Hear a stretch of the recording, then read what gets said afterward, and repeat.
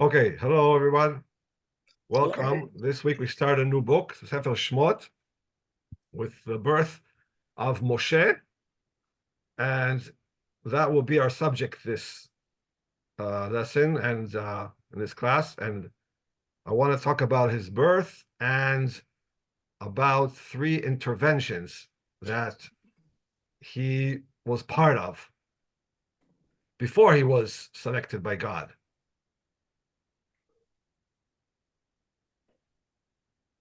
So the question is, why do we need 3 interventions? But before the interventions, let's read the verses that talk about his birth. Shammai, you remember the controversy we had last year about the midwives? Yes. Maybe Yeah. we'll touch on that a little bit. Yes. So who do you see in this picture? Who is this?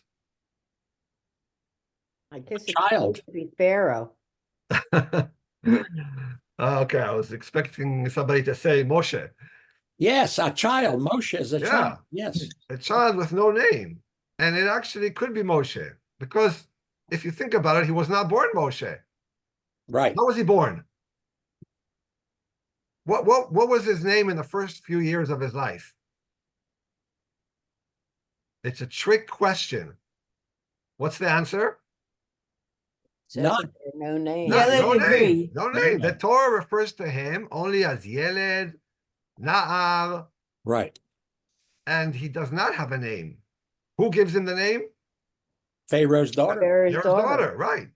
Now, why I wanted to talk about Niven Avigail, because they were preemies, they were born early, and they spent some time in the NICU, and the nurses there told us it's important. Modern psychology and child development theories and research tells us to immediately call him a name, even if it's not his final name, because we always wait till the brit, but Niv couldn't have a brit when he was in the preemie for a few months in the NICU. So we called him, and I don't remember what we called you, Niv. We called you a name. We didn't just say no name or child.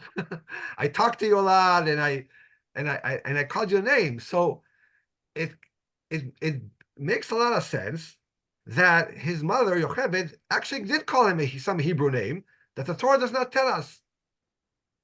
Now they didn't have the research that we have today, how important it is for the development of children to be called by a name, but still, what did you call him? Bubala, Ziskite. She definitely didn't call him Moshe, as you all mentioned. That's Pharaoh's daughter. That's a few years later in his life, after the Torah says Vayigdal Hayeled. So what was until then? So we have to try to understand why the Torah ignored that name and omitted that name from us. It's a question to ask. Okay, so we'll talk about that. We'll try to figure that out. And now then he only became Moshe when Pharaoh's daughter got involved. So she went to the Nile River and she saw the baby there, and she said it must be a Hebrew child. And the Torah tells us that she brought him to the palace, and the Torah says, "Vayigdal hayeled, v'tevi'eu levat paro, vayhi la leven, v'tikra shemo Moshe, v'tomer ki min hamayim meshitihu." Shammai, is the pronoun she the same person? Oh, excellent question. Two she's, yes. Two she's, and we'll see. Even the translation here wasn't exactly accurate. So we're going to compare translations. So this is the JPS translation. When the child grew up, she brought him to Pharaoh. Okay, that's clearly his mother, because Pharaoh's daughter cannot bring her to herself. That's obviously the first she.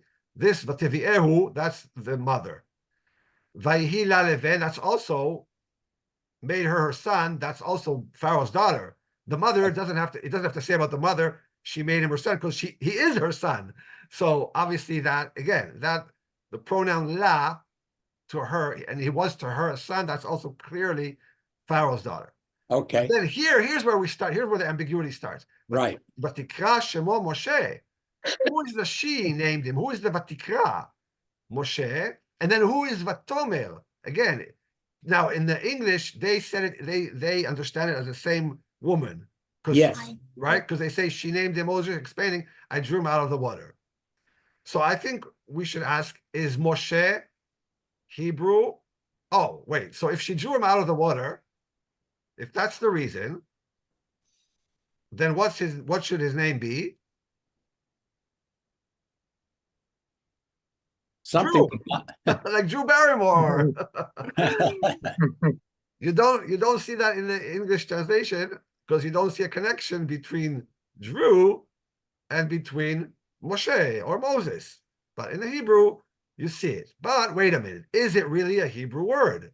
Yes, yes, yes. That's the question. So I want to ask you guys, Egyptian or Hebrew? What do you think? The word Moshe. Egyptian. How about Egyptian? Egyptian. We have a majority vote here for Egyptian. Indeed. It sounds like the Hebrew Mishi too. So it sounds similar. Okay, wait.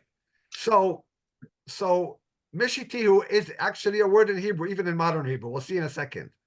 But I think Joan and Bill and others who think that it's an Egyptian word are modern research has shown you are right. It's an old Egyptian word, mesu, which means son, child. Other researchers say it could mean water. Both of them are appropriate, right? Because you drew him from the water. But I think son or child, that's the accepted theory, that's actually an Egyptian word. So Moshe, doesn't it? Shemai, I'm sorry. Yeah. So isn't the question who named him? Because if Pharaoh's daughter named him, she's not going to give him a Hebrew name, right? Oh, well, we'll see in a second. You ask a great question. The Ibn Ezra will talk about that. Is it possible that she gave him a Hebrew name? So it's a great opportunity to bring up the Ibn Ezra. It's fascinating what he says. So the Ibn Ezra didn't know the research, thought that it's a Hebrew word, Mishitihu. Okay, do you guys see the Ibn Ezra here? Yes. He became her son. Oh, the second one here. Moshe, let me make it a little larger. No way that an Egyptian princess would name it after a slave. Moshe is a Hebrew form of an Egyptian name. Moses was called Monios in Egyptian. The name is so written in a book on agriculture, which was translated from Egyptian into Arabic. This is also recorded in the books of the Greek scholars. Now, to your question, Aaron, perhaps the daughter of Pharaoh learned our language, or she asked someone for its Hebrew version. Oh, yeah. Okay, pretty far-fetched, won't you Yeah, say? Very. I think it connects to the reason why she saved Moshe in the first place. Because she knew the Israelite language and the Israelite culture, that made her more of a reason to see them as humans and to see them, and that's why she saved Moshe. Because she had the prior knowledge. I want to go in the other direction. Today, I want to go in the direction of saving strangers, complete strangers from a different nation. That's the ethos of this whole story. And we're going to see how it comes back later, even in a sense, full circle. So he makes this far-fetched explanation, but I think another way to look at it is that the Torah adds a Hebrew meaning for the Egyptian name. So if we go to the Morphix dictionary, do you see it? Masha is a verb in modern Hebrew too, to take out from water, to draw from water. But that doesn't give you examples. It doesn't give you the etymology. So I always like to look at other dictionaries too. So this is called Milon Avneon. It's a very well-researched dictionary, online dictionary, free. Don't need to pay anything. And do you see it, Moshe? Yes. And so, for example, he gives a sentence in modern Hebrew. Hadayagim mashu me'akineret dagim gdolim. Anybody want to take a stab at it? What does it mean? Dagim or fish, right? Dayagim are I fishermen. agree. Fisherman. Yeah. So the fishermen, mashu, here's our word. They drew True, yeah. from the Kinneret big fish. Big fish, okay. Okay. So even in modern Hebrew, you can say masha It's a to verb, draw. yeah, it's a verb, It's right. a verb. Now, the etymology, you click here. They tell you, lemase, zo mila mitzrit. Actually, it's an Egyptian word. And they even give you the Yeah. word, mesu. Mes is yeled in Old Egyptian. So what yeah. That syncs up with Tanakh, with Oh, Yeah. So Yeah. so they took an Egyptian name and gave it an added layer in Hebrew. We can say Right. that the Torah's explanation is not what Pharaoh's daughter did. If we go back to the verse, we can split the Vatomer and the Vatikra. If we go back to it, okay, we can say like this. I think, Bill, you were hinting at this. Vatikra Shema Moshe, that's Pharaoh's daughter. That's Yes. the Egyptian Mesu. But Right. then Vatomer, and then the mother said, I'm going to add a Hebrew meaning to this name. Kimin Hamay Mishitihu. We can split the subject of the sentence. The first she, let's see Professor Fox's translation. Yes, the He says, first she, the second, Here, the here's third Professor she, Fox. yes. Yeah, you see, she called his name, that would be his mother. Sorry, Pharaoh's daughter. Pharaoh's daughter, yeah. Moshe, and this is the Egyptian word Mesu. She actually called him Mesu. Then she, the mother, said, for out of the water, now, Mishitihu, I pulled him out. It could be he was pulled out. It doesn't have to be I pulled him out. In fact, I saw Rabbi Uri Sharkey in a video lesson that he gave that he claims, actually, that does mean you pulled him out. He goes into Dikduk, and we don't have to get into that. Oh, Yeah, he looks at this word, he says, let's go back to the Hebrew. You see, the Mishitihu word, this word, yes. if it was I, he claims there should have been an extra yud here. Oh, See, but there's no yud. That would be I.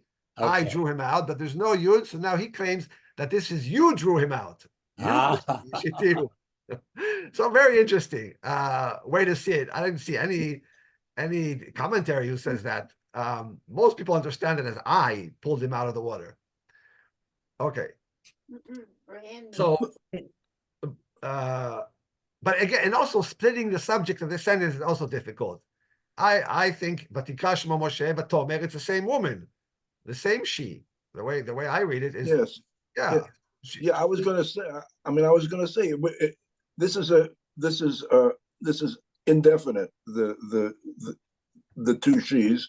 Right. So wouldn't the Torah writer try to clarify it in some way if they were different people, right? I think that's a great point, a very valid point. If they were different people, as Rabbi Sharkey claims, the Torah would have clarified it, but the Torah doesn't. The Torah uses she twice, and it seems to be the same person. Okay. Right.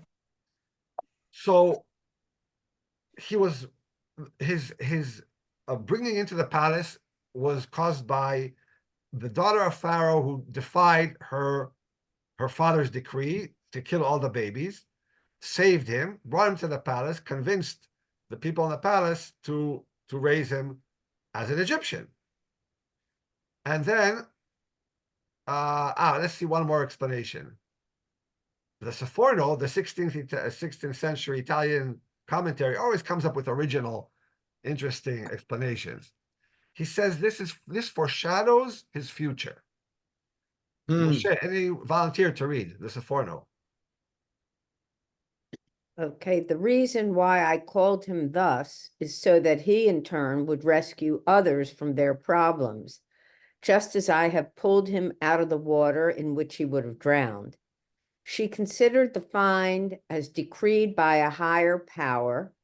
Moshe was saved only so that in his life he would become the instrument of saving others. So Sorno sees in it a mission, the name as a mission for him. Mhm. He should be Moshe other people.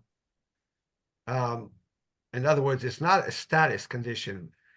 You can even use the dikduk, the grammar here. If it would have been just he was pulled out, he should have been called mashui. Like something that was bought is kanui. Something that is strange is hazui. But it's not. That's not the form of his name. The form of his name is Moshe, like Oe, Holech, he goes, or Koneh, he buys. So Sorno says, if we look at the grammar of this name, it seems like he is doing it. He is saving others. And then he gives this whole explanation that basically she wants him to continue what she did. I saved a stranger. I want this boy, this baby, to be someone who saves others. Shammai, I have to say, I think the Peshat may have some relevance here, because what I'm remembering from a couple of weeks ago, when we read the story of Joseph, that Egyptians wouldn't even eat with Hebrews, that they were considered unclean. And that was at the best of times in Egypt. And this certainly wasn't the best of times. So by giving him this unnamed woman, which is also very interesting, by giving him this Egyptian name, maybe she can get him past the palace guards. Yes, excellent point. I think this also helps explain the ambivalence in his identity. I think he sees himself, at least for the first few years, as an Egyptian. Like you say, he has an Egyptian name, raised by an Egyptian woman in the Egyptian palace, and it's all in order to distinguish himself from the Hebrews. And so that will make the later episodes in his life even more dramatic, even more courageous. So he's totally integrated into the Egyptian lifestyle and with an Egyptian name. And now he comes out and he sees, and it says, the Torah says, after some time, Moses grew and went out to his brothers and looked upon their burdens. He saw an Egyptian man strike a Hebrew man of his brothers. And when all the years that I read this verse, I thought, okay, he identifies with the Hebrews. He sees the Hebrews being whipped by the Egyptian taskmaster, and he immediately intervenes. But that's not, I think, the Peshat, like Natalie says. I think maybe the Peshat is that his brothers are the Egyptians. And that's his brothers right now. And so if we look at the Hebrew, Wait, go back. yeah, A second sentence. Strike a Hebrew man of his brothers. Now, that's Could have been a slave. And he was a slave and he belonged to one of Moshe's brothers. good Yeah. point. Okay. yeah, very good. Yeah. So, a Hebrew slave of one of his Egyptian brothers. And to bring some support for that, besivlotam, he saw their, what was the translation in English? Burdens. And the word burdens appeared earlier, clearly referencing Egyptians. We'll see that in the next slide. וישימו עליו שרי מיסים למען ענותו בסבלותם. So they set taskmaster over him, over them. The Torah uses singular, but it means the Hebrews, the people, the Hebrew people, to afflict him with their burdens. In other words, the burdens of the Egyptians. They don't want to be burdened by building these garrison cities, so they're enslaving the Hebrews for that purpose. So the word besivlotam is the same word that appeared Vayal besivlotam. So again, it could be referring to the Egyptians, and the Achav is the Egyptians. So Shammai, it means suffering in modern Hebrew, right? Sever, yes. So So the meaning has changed, or Yeah, or the meaning has changed. In the okay. Hebrew, it's burdens, it's work. Yeah, okay. yeah. Okay, so and work, at least in college, is suffering, right, Neve? Okay, so let's continue. He famously strikes the Egyptian. So that's the first intervention, right? Okay, okay. So then, and Ibn Ezra says the same thing. He went out to his brothers, the Egyptians, because he was in the palace of the king, and the meaning of his brothers afterwards refers to the Hebrews of his family. Mm. So there was a transformation here. The first time it was brothers, the Egyptians. They are his brothers. He's an Egyptian man. He's royalty. He's Egyptian royalty. And the Egyptians are his brothers. Then he sees that injustice, that the Egyptian taskmaster is hitting that man, the slave. And he understands it as strike the second Echav of his own brothers, not like you guys suggested, that maybe even the strike a man of his brothers could be the slave belonging to his Yeah, Egyptian that's what I'm brothers. thinking. Is Yeah. is the grammar possessive in any way? The Hebrew and The Hebrew from his brothers. Okay, a Hebrew man. Oh, it's from his brothers. It almost seems like it has to be not of his brothers. But you could say, if Ivri, you could say that the me here, the prefix me is the preposition could be of. It could be. It could be. It's not. It could be of, or it could be from among his brothers. okay. Yeah, yeah. Interesting. Okay.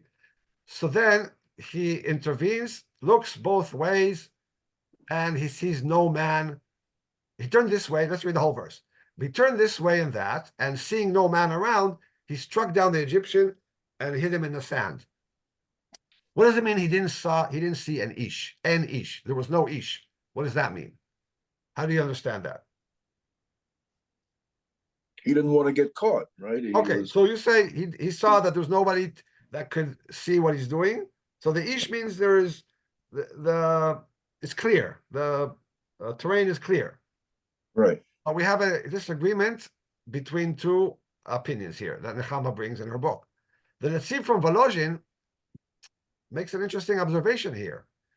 He turned here and there. Moses sought to find a way to bring the Egyptian to justice for his criminal and inexcusable conduct. He saw that there was no man, ish, to whom he could appeal for justice, since they were all treacherous and enemies of Israel. Interesting, but I think far-fetched. I don't think the first thing that he would think of is, oh, where can I file a complaint about what's going on here? Yeah, he needed a witness and he had no witness. Yeah. Okay. Yeah, I don't think that's what goes in his mind. You see somebody suffering, you don't think about the red tape of where am I going to go now? Which agency should I file the complaint of what's going on here? You want to get involved. You want to do something. You want to take action. And then if you want to do what he did, you want to make sure there's no one around. And so that brings us to the second opinion, Rabbi Yaakov Mecklenberg. But a minor point is when he says no man around, are we really referring to gender or a person? Oh, a person. Person, yeah. Person, Yeah. because I don't think in that society could a woman be a witness.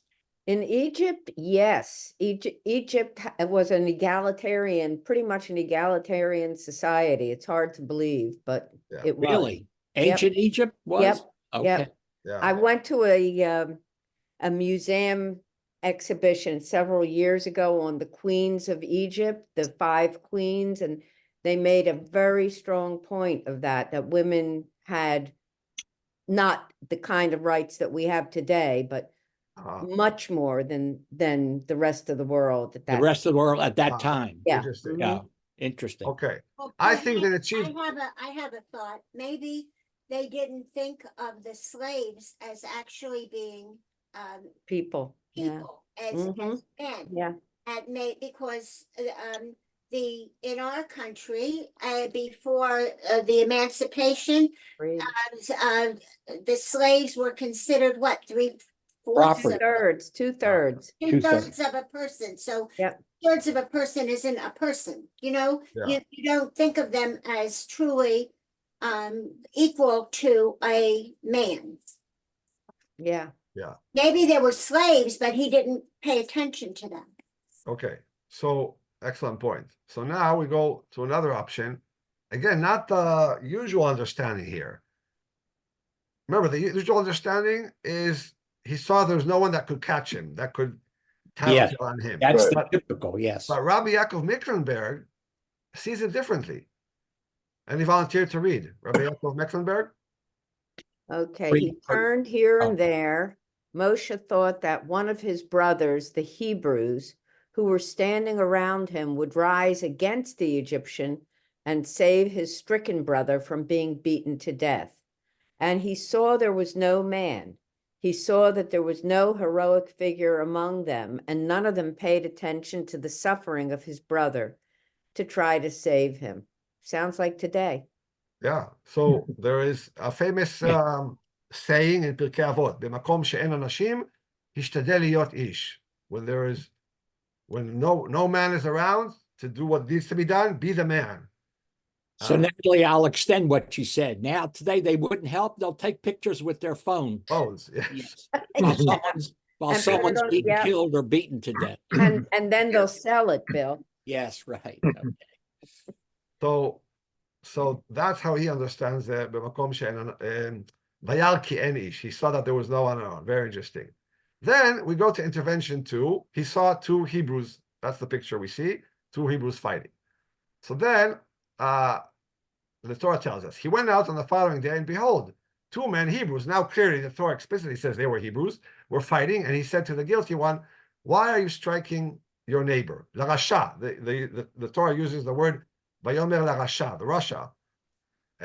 Why are you striking your neighbor? And he answered him, who placed you as a man who is a Lord and judge over us? Do you intend to kill me just as you killed the Egyptian? And Moses was afraid and said, surely the matter is known. So now in the second intervention, it's not an Egyptian against the Jew and against the Hebrew. It's 2 Hebrews fighting. And he's still bothered by it. He still sees the injustice here. There's clearly one person at fault. The Torah calls him Rasha. There's a guilty one here. And the guilty one is basically threatening him, I'm going to tell on you. And so he feels betrayed by the Hebrews. He says, I can't stay here anymore. Even my brothers that I am standing up for them, they're going to betray me. Now, the Torah doesn't say who these 2 men were. But the Midrash has an idea. He wants to tell us that these were Datan and Aviram. Now, they later settled score with Moses when they joined Korach in his rebellion. Right. Right? So that's interesting. Again, not the pshat, but the Torah, the kind of Midrash wants to say, why did these 2 men have anything to do with Korach rebellion? They weren't Levites. They weren't from the tribe of Reuben. Why are they joining Korach? So now the Midrash tries to explain it and saying, oh, they have a score to settle with him. Okay, but I don't think it's the pshat. I think it's the anonymity that he two Hebrews that he didn't know of, and it wasn't a fight. He had no beef in this fight, yet he still intervened. Okay, then there's a linguistic connection. We'll skip over it. Then we come to the most interesting intervention. What was that? The 3rd time he intervenes in a fight. The daughters at the well, Jethro's daughters. And we have a picture of that here. They were being harassed or intimidated by the male shepherds. They were who tried to chase them away. Moshe sees that, and let's read it. Now the priest of Midian had 7 daughters. They came to draw water and filled out the troughs to water their father's flock. But shepherds came and drove them off. Moshe rose to their defense, and he watered their flock. So here, it's not Egyptian versus Hebrew. It's not Hebrew versus Hebrew. It's non-Jew versus non-Jew. So he's totally not related to this attack or this injustice. Yet he intervenes. And I want to bring Nechama. Because these things didn't happen actually. These are stories, and there's a point to their stories. Why does the Torah need this 3rd intervention to tell us? Now you might say, if you're a little bit cynical, because we have to explain how he later married Zipporah. That's Right, the so maybe Hollywood. maybe That's he had the an ulterior. Hollywood version. Yes. Yeah. Yeah. So maybe he had an ulterior motive here. He saw a beautiful woman. She was being harassed. He thought of her, maybe I should date her. Okay, let me impress her. Let me go rise to her defense. But I want to leave that out of the picture and bring Nechama here because she writes beautifully about the three interventions. So any volunteer to read it? Had we been told only of the first clash, we might have doubted the unselfishness of his motives. Perhaps he had been motivated by the sense of solidarity with his own people. Had we been faced only with the second example, we might still have had our doubts. Perhaps he was revolted by the disgrace of witnessing internal strife among his own folk. And I'll read the. Came the third clash, the Midianite girls' intervention, where both parties were outsiders. His sense of justice and fair play was exclusively involved. So, in other words, it had nothing to do with ethnicity. Right, exactly. And I want to go further than Nechama and show you that we come full circle if we think about it. Because look, hold on, where is it? The intervention 3 had 3 characteristics that parallel what story? Drawing water, Right. rescuing a total stranger from a different ethnicity or nation, and then being adopted by that family, of the rescuer's family. Where did that just happen? Jacob. Yeah, Pharaoh's daughter. That's how he was born, or right after he was born. An intervention by Pharaoh's daughter, which had these 3 characteristics, is now done by him. It's almost as if he learned that from her, from his mother. So I think there's an important lesson here. Even from Egyptians who did this terrible enslavement, we can learn things from the righteous among the nations, so to speak. And Moshe mirrors, parallels these 3 things in his final intervention, right? Because it has to do with drawing water. The Midianite girls were drawing water. It had to do with rescuing a total stranger because they're Midianite and he's Hebrew. And of course, he gets invited and lives with them, just as he had lived with Pharaoh's daughter. So that's why I call it coming full circle. And next week, we're going to watch a video, because we don't have time today, about a Muslim family that rescued people in the Holocaust. Oh, yeah. And in Croatia, was it? Yeah, in Yugoslavia, Sarajevo, yes. Very, very inspiring story. So that will be for next week. So thank you all for joining us today. Yasha Koach. Good.